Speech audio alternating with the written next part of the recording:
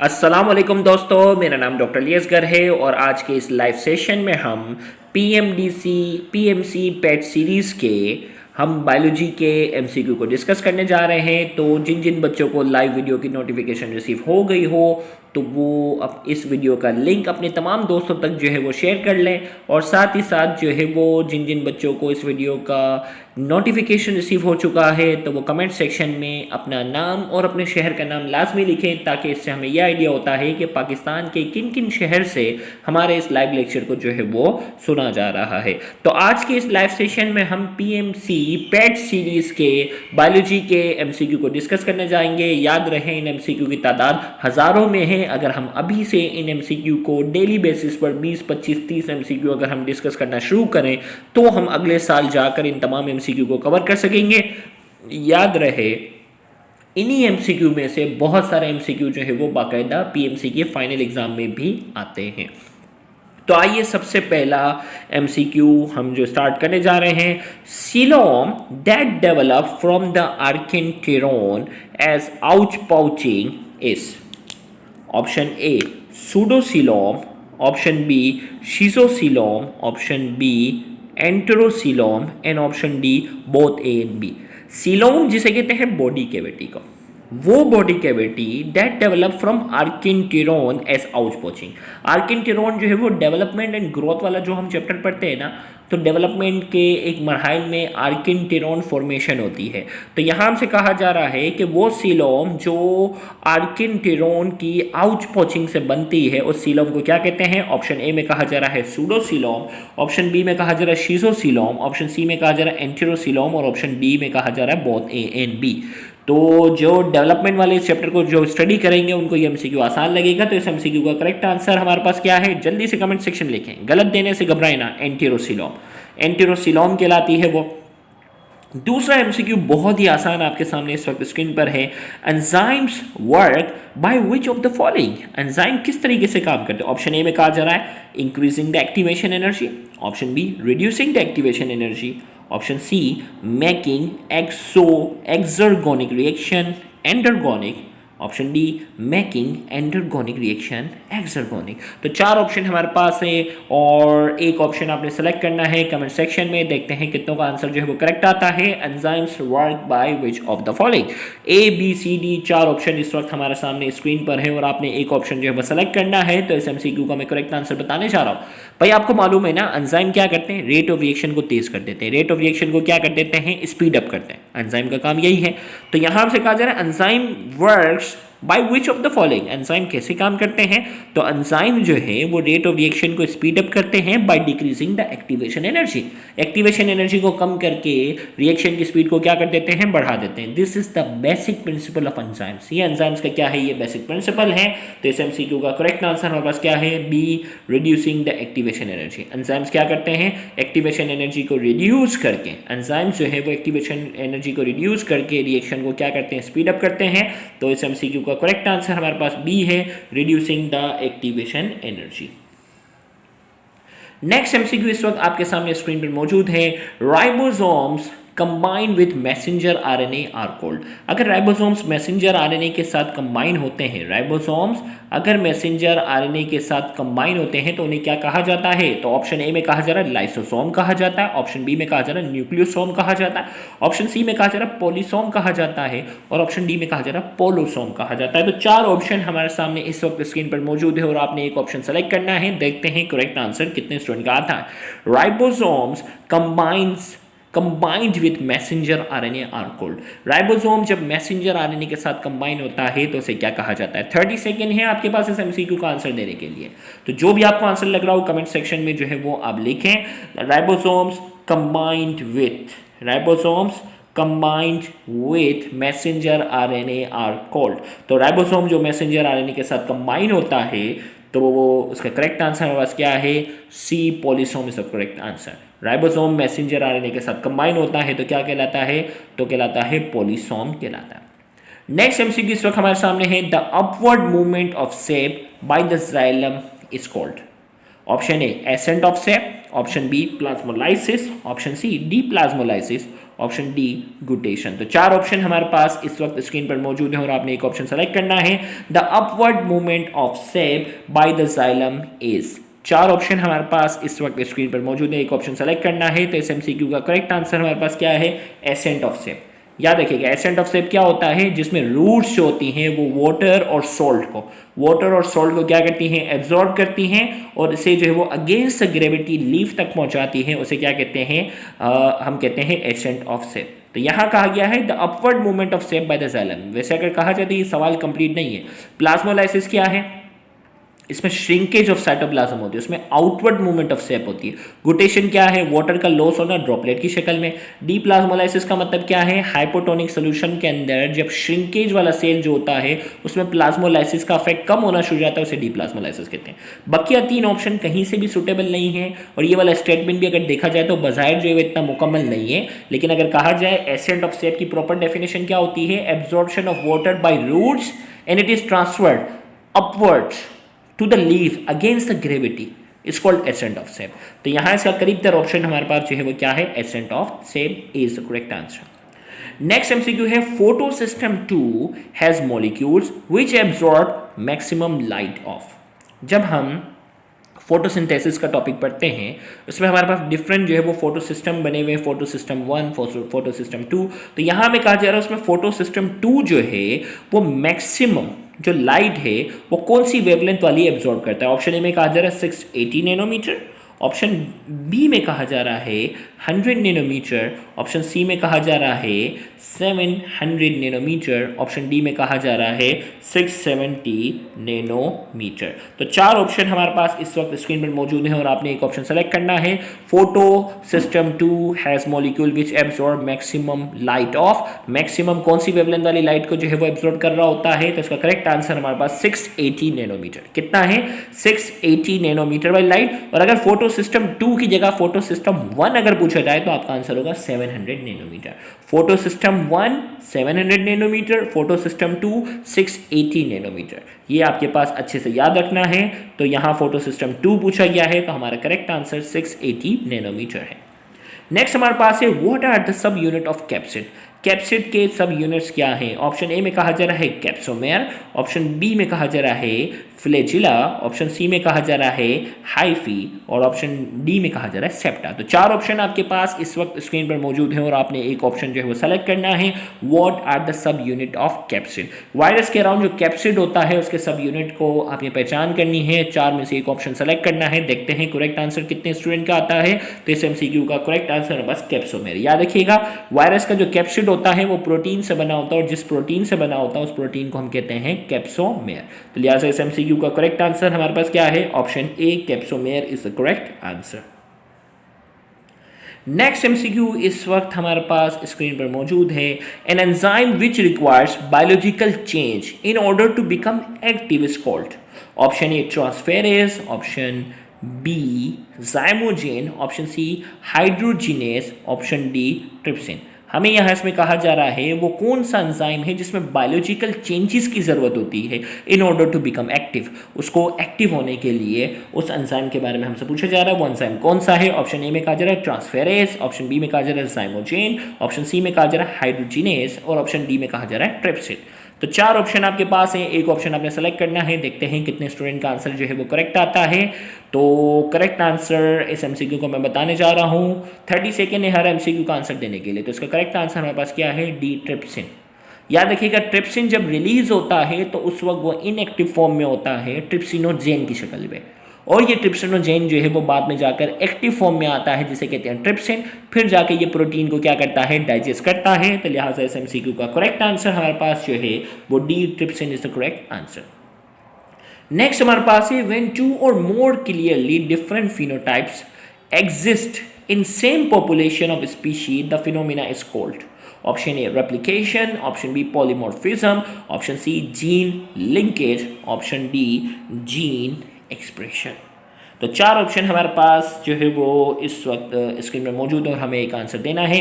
When 2 और more clearly different phenotypes exist in the same population. Same population के अंदर 2 अलग टाइप के जो है वो फिनोटाइप का पाया जाना उस फिनोमिना को क्या कहते हैं। 4 ऑप्शन हमारे पास जो है वो इस वक्त स्क्रीन पर मौजूद है और हमें एक ऑप्शन जो है वो सेलेक्ट करना है। देखते हैं करेक्ट आंसर कितने बच्चों को आता है। तो ये डेफिनेशन हमारे पास है, बताने जा रहा हूँ, बी, पॉलीमॉर्फिज्म। पॉलीमॉर्फिज्म में यही होता है कि सेम पॉपुलेशन के अंदर दो अलग अलग तरह के फिनोटाइप पाए जाएं, तो इस फिनोमिना को हम कहते हैं पॉलीमॉर्फिज्म। तो B is the correct answer. Next हमारे पास है which of the following section of a sarcomere does not shorten during contraction. Muscle जब कॉन्ट्रैक्शन होता है ना, इसके लिए हम जिन्होंने हमारा mechanism of contraction of skeletal muscle और साथ ही साथ स्ट्रक्चर ऑफ स्केलेटल मसल वाला लेक्चर अगर अच्छे से सुना है, समझा है, तो उसके लिए एमसीक्यू आसान है। Which of the following section of a sarcomere does not shorten during contraction. Contraction के दौरान जो है वो सार्कोमेयर का वो कौन सा हिस्सा है जो शॉर्टन नहीं होता।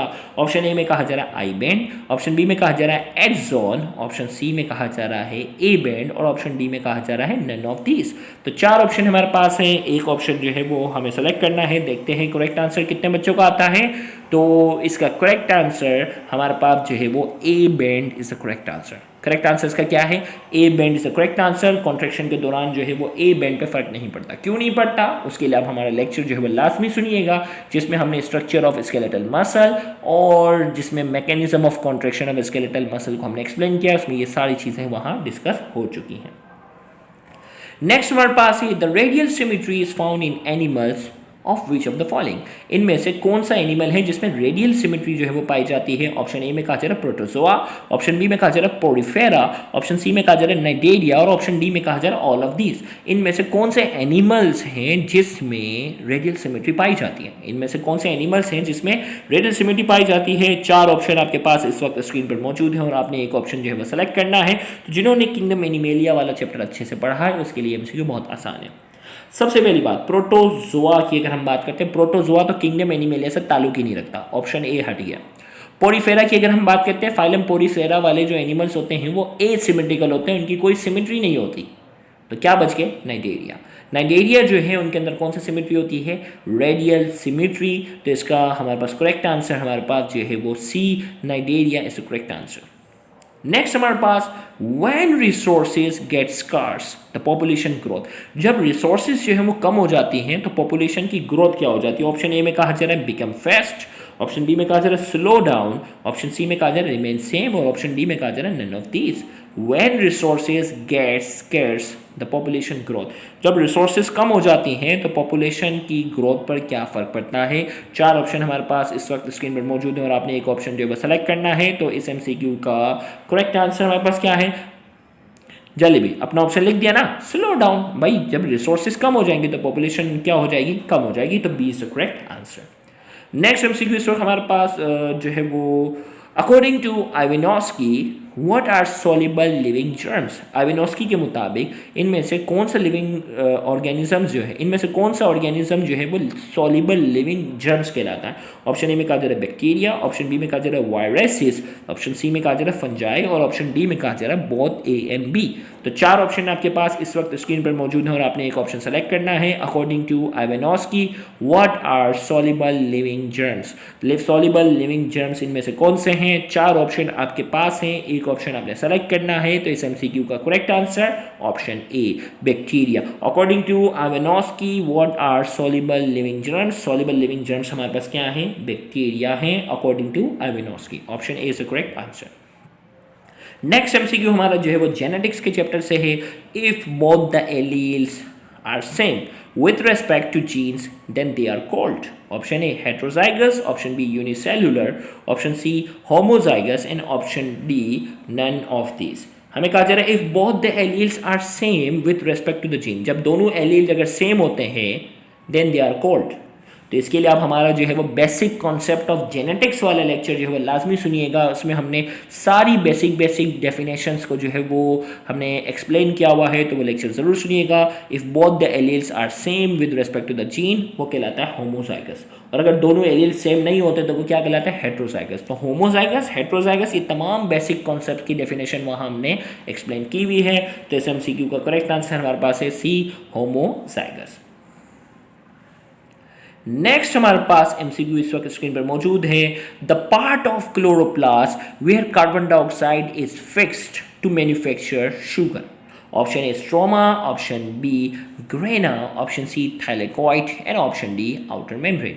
हमसे पूछा जा रहा है कि क्लोरोप्लास्ट का वो कौन सा पार्ट है जहां कार्बन डाइऑक्साइड फिक्स्ड होती है और वहां शुगर बनती है। वो क्लोरोप्लास्ट का कौन सा पार्ट है? तो यहाँ क्लोरोप्लास्ट के डिफरेंट पार्ट्स के नाम दिए गए हैं। ऑप्शन ए में कहा जा रहा है स्ट्रोमा वाला पार्ट है, ऑप्शन बी में कहा जा रहा है वो पार्ट ग्रेना वाला है, ऑप्शन सी में कहा जा रहा है वो पार्ट थाइलेकॉइड है और ऑप्शन डी में कहा जा रहा है ये प्रोसेस जो है वो आउटर मेम्ब्रेन में होता है।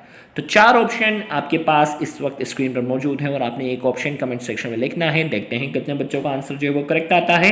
तो इस MCQ का मैं करेक्ट आंसर बताने जा रहा हूं। इस MCQ का correct answer option A stroma is the correct answer. Correct answer क्या है? Stroma is the correct answer. Next MCQ हमारे पास इस वक्त आपके सामने स्क्रीन पर मौजूद है।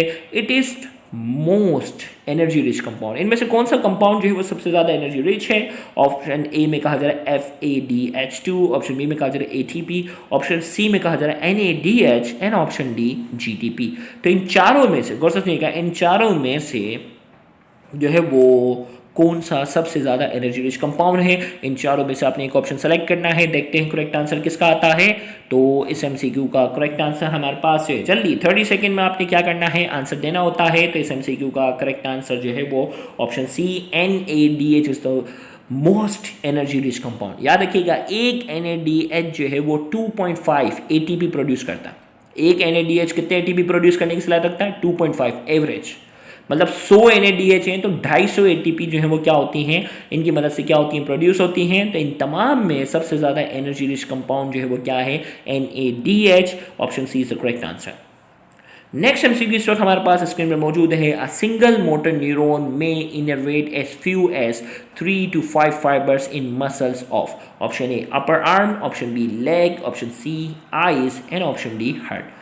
भाई मोटर न्यूरॉन जो होता है ना, उससे निकलने वाले जो फाइबर्स होते हैं ना, मोटर न्यूरॉन जो होता है वो एक ही वक्त में बहुत सारे मसल्स के फाइबर्स को क्या कर रहा होता है, इनर्वेट कनेक्शन क्या कर रहा होता है, प्रोवाइड करता है। लेकिन कुछ मोटर न्यूरॉन जो होते हैं वो सिर्फ 3 से 5 मसल फाइबर्स को जो है वो इनर्वेट करते हैं, ज़्यादा मसल फाइबर को इनर्वेट नहीं करते। तो 3 से 5 मसल फाइबर्स को इनर्वेट बॉडी की किस लोकेशन में ऐसा हो रहा है जहां एक मोटर न्यूरॉन जो है वो सिर्फ 3 से 5 मसल फाइबर को इनर्वेट करता है?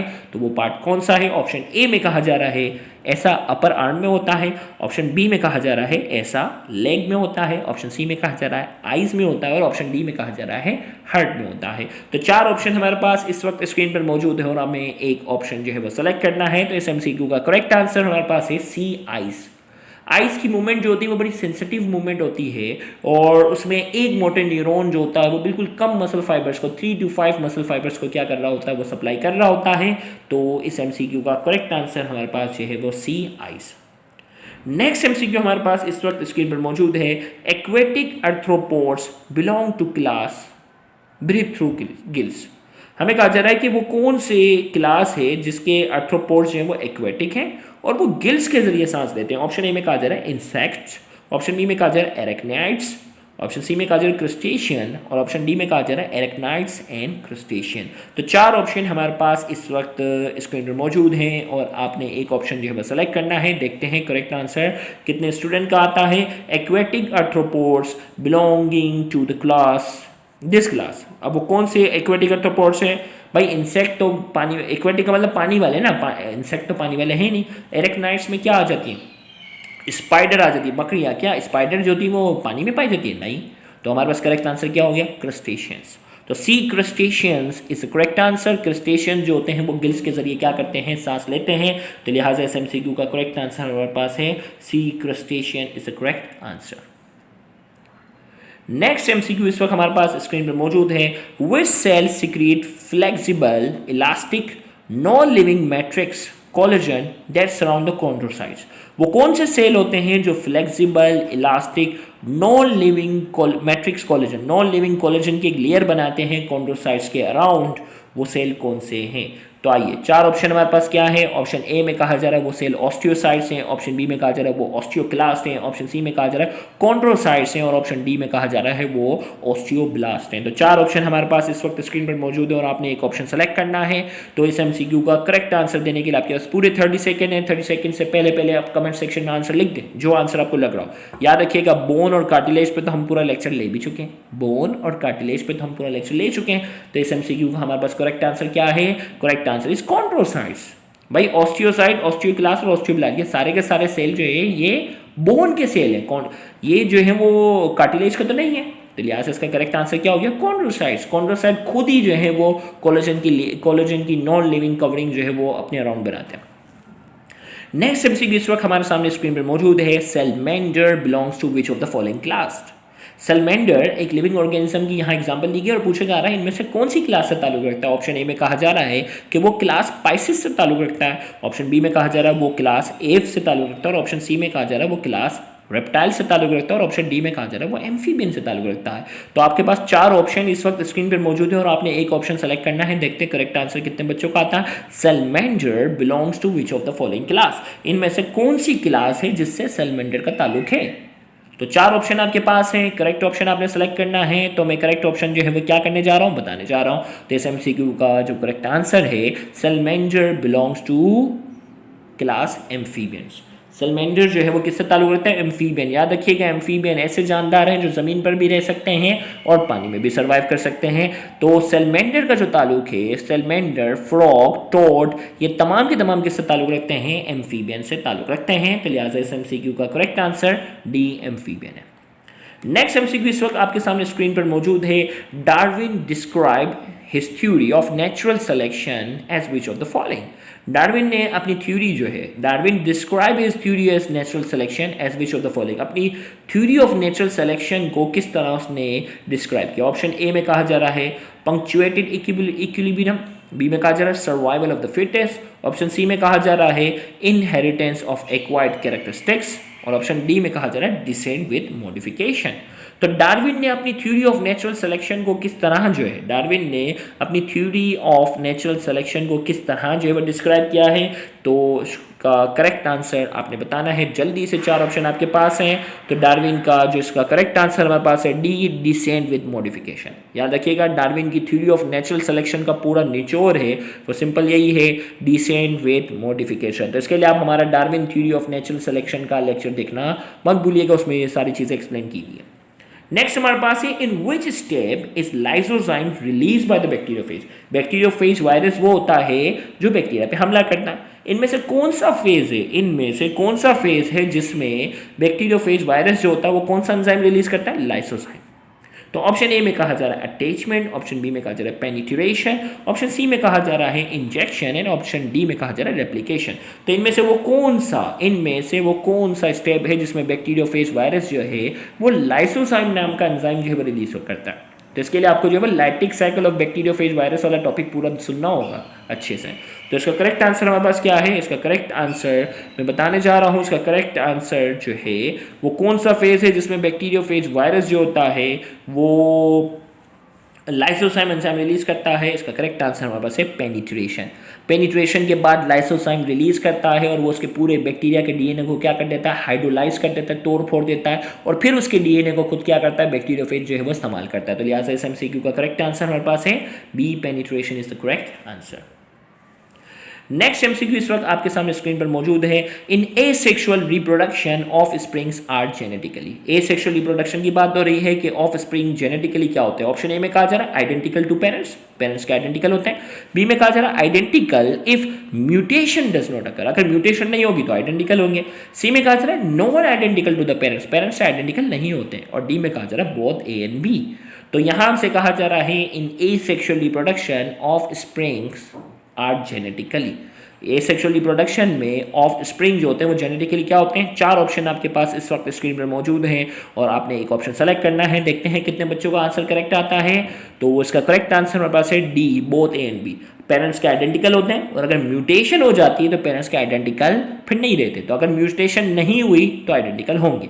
तो करेक्ट आंसर जो है हमारे पास है D, both A and B is the correct answer. Next MCQ इस वक्त हमारे पास स्क्रीन पर मौजूद है, मोस्ट रिफ्लेक्स आर्क आर। ज़्यादातर जो रिफ्लेक्स आर्क होती है वो कैसी होती है?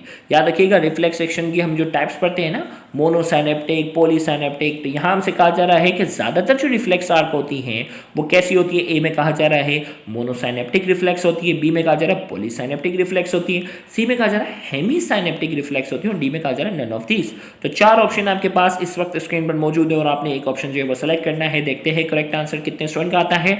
मोस्ट रिफ्लेक्स आर्क्स आर, ज़्यादातर जो रिफ्लेक्स आर्क होती है वो कैसी होती हैं? तो इसका मैं करेक्ट आंसर बताने जा रहा हूं जल्दी से।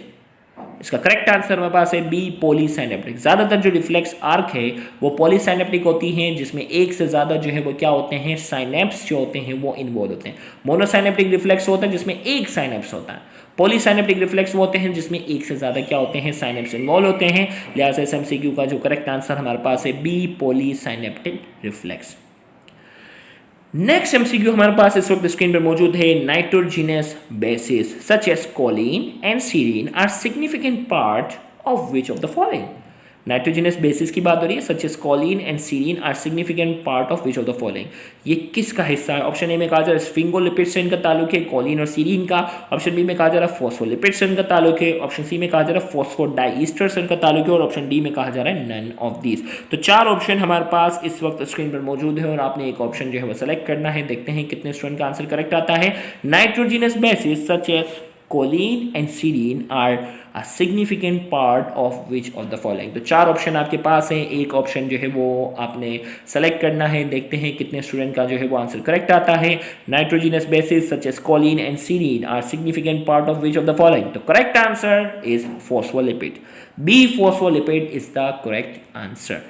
तो यहाँ जाकर आज के इस लाइव सेशन को हम एंड करते हैं। अगले लाइव सेशन में हम फिर पीएमसीक्यू के पेट सीरीज़ के एमसीक्यू को डिस्कस करेंगे, तो उस लाइव सेशन में पार्टिसिपेशन करना मत भूलिएगा। अगर आप एंट्री टेस्ट की तैयारी कर रहे हैं, एमबीबीएस और बीडीएस पाकिस्तान के किसी भी शहर से हैं, अगर आप एंट्री टेस्ट की तैयारी करना चाहते हैं, तैयारी कर रहे हैं, तो मैं आपको सजेशन दूंगा कि आप हमारे रजिस्टर्ड ग्रुप का हिस्सा लाजमी बने। रजिस्टर्ड ग्रुप में आने का फ़ायदा ये होगा कि पिछले 3 सालों में हमने जितने भी एमसीक्यू हमने डिस्कस किए हैं, उन एमसीक्यू की तादाद हजारों में है। उन तमाम एमसीक्यू की एक्सप्लेनेशन का हिस्सा बन सकते हैं। साथ ही साथ बहुत से टॉपिक्स पर जो है वो लेक्चर्स भी प्रोवाइड किए जाएंगे। वीकली ऑनलाइन टेस्ट का भी आप हिस्सा बन सकते हैं। तो रजिस्टर्ड ग्रुप का हिस्सा जो है वो लाजमी बने। याद रहे, इतनी ज़्यादा एक्सप्लेनेशन आपको जो प्रोवाइड की जाएगी, जो फिजिकल क्लासेस में प्रोवाइड करना जो है वो मुमकिन नहीं होगा।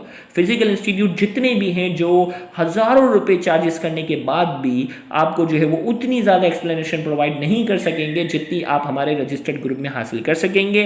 तो लिहाजा हमारी सजेशन है कि आप रजिस्टर्ड ग्रुप का हिस्सा लाजमी बने। Thank you very much. अल्लाह हाफिज़।